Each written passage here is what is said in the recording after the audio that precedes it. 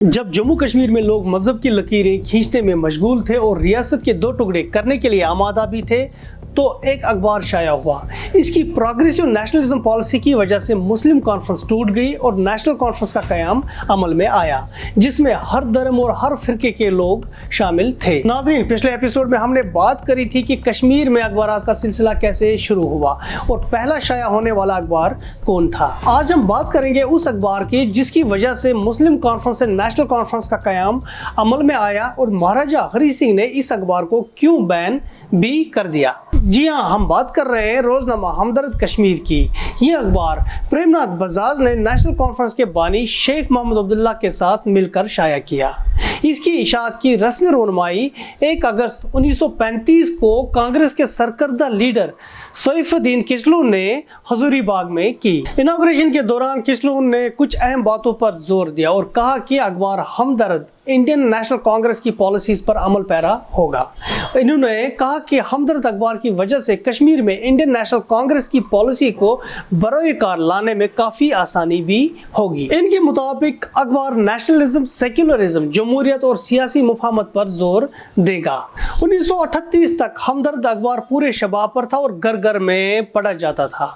अगरचे कश्मीर में लगभग हर अखबार ने मजहब की बुनियादों पर लकीरें खींच रखी थी, तमाम हमदर्द वाहिद अखबार था जो दोनों तबकों में मकबूल होने के साथ साथ कबूल भी था। इसकी लिबरल एडिटोरियल पॉलिसी की वजह से लोगों का शोर इतना वसी हो गया, शेख मोहम्मद अब्दुल्ला ने मुस्लिम कॉन्फ्रेंस से अलहदा होकर नेशनल कॉन्फ्रेंस का क़याम अमल में लाया जिसमें पूरे जम्मू कश्मीर के लोग शामिल थे। 1938 में हमदर्द की एक रिपोर्ट शाया हुई, जिम्मेदार हुकूमत नंबर। ये मुफस्सिल report Jammu Kashmir arms act और देवनागरी स्क्रिप्ट के मुंसलिक थी।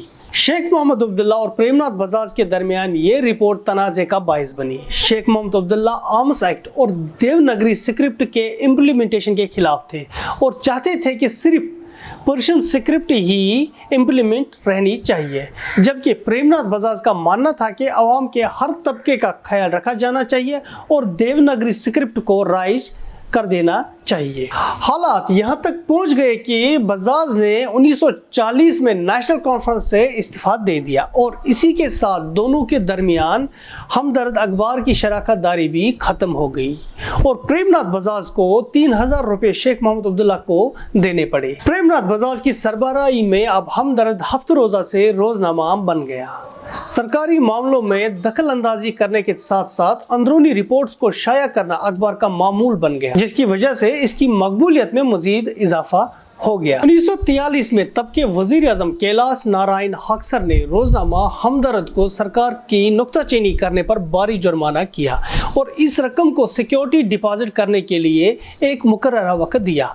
हमदर्द ने अपने चाहने वालों से अपील की और ये सारी रकम वक्त से पहले लोगों ने चंदा जमा करके इकट्ठे की। ताहम हमदर्द अपने उसूलों पर कायम रहा और सरकार की पॉलिसीज की तनकीद करता गया, जिसकी वजह से 25 अगस्त 1944 को सरकार ने बाज़ाब्ता तौर पर हमदर्द को बैन कर दिया और अहकाम जारी कर दिए कि हर लफ्ज़ अखबार में शाया होने से पहले डिस्ट्रिक्ट मजिस्ट्रेट के सामने पेश किया जाए और बाज़ाब्ता तौर पर उनके अप्रूवल के बाद अखबार को शाया किया जाए।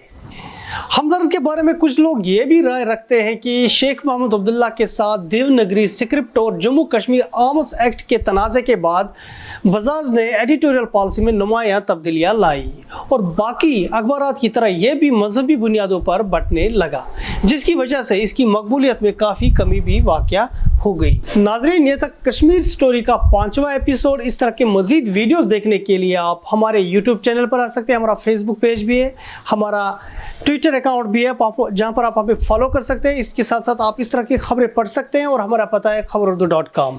दीजिए अपने दोस्त आसिम मोहिद्दीन को इजाज़त। खुदा हाफिज़।